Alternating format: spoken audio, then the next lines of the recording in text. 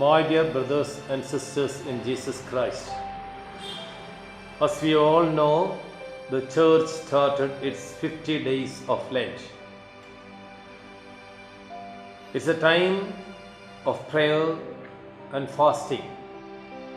It's a participation in the suffering and death of our Jesus Christ. So let us today think of forgiveness.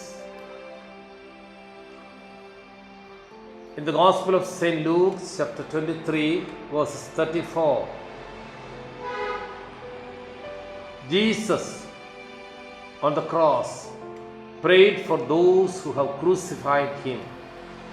Father, forgive them, for they do not know what they are doing. We know how much Jesus suffered. His suffering was unjust. The judge Pilate told thrice, he is innocent. I have seen nothing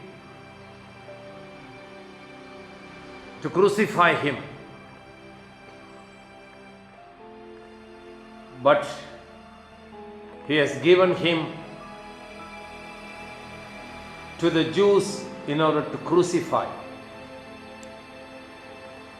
Yet Jesus could pray, Father, forgive them, for they do not know what they are doing. The best example in the world of forgiveness. Forgiveness is the ability to pardon someone generously for any offense. It provides the ability to be merciful and compassionate in dealing with others. It urges us to develop an attitude of mercy towards all offenders. Forgiveness makes a person partake in an act which is divine.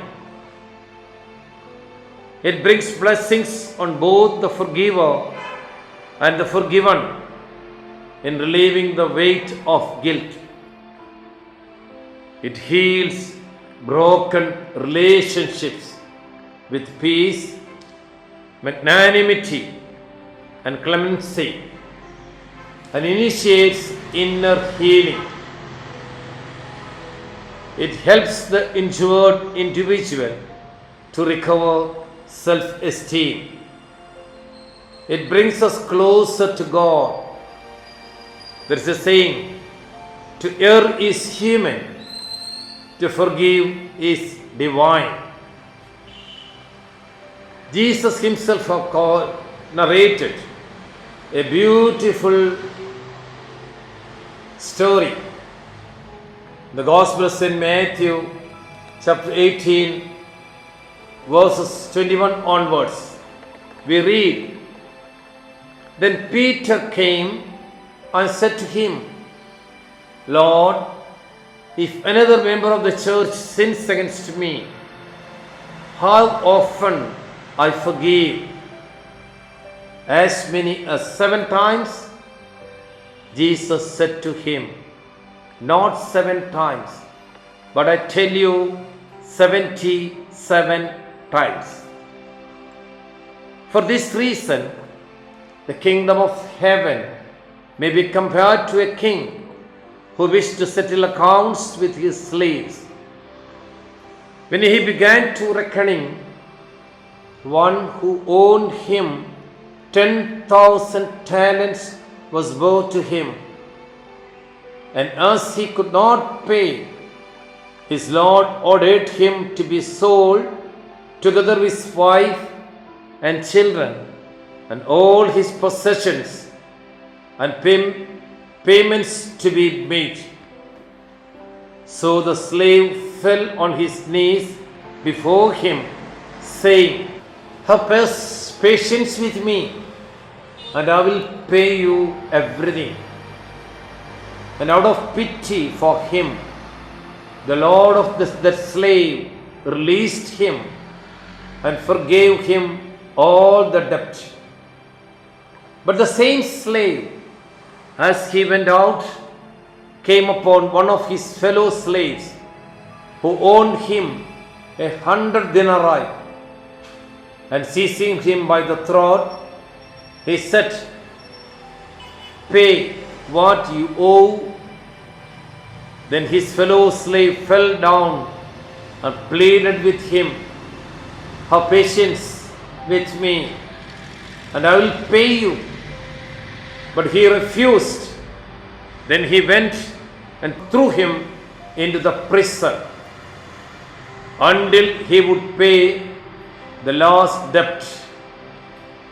When his fellow slaves saw what had happened, they were greatly distressed, and they went and reported to the Lord all that had taken place.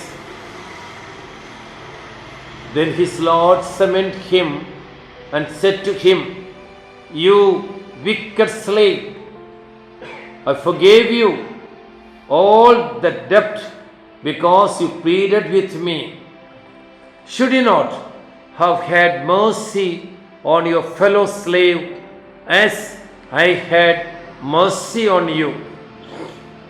And in anger, his Lord handed him over to be tortured until he would pay his entire debt.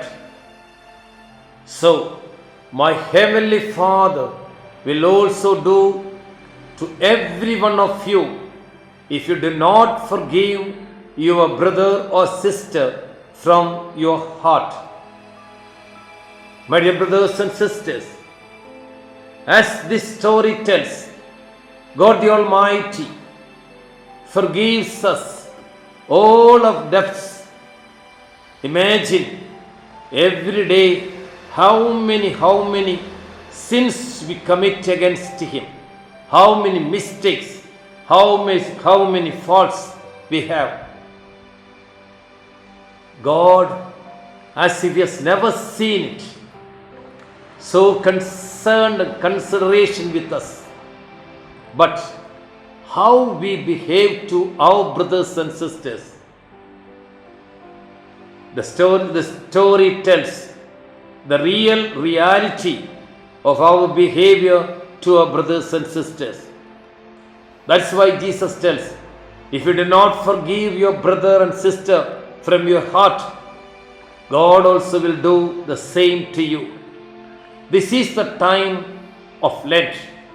This is the time of forgiveness.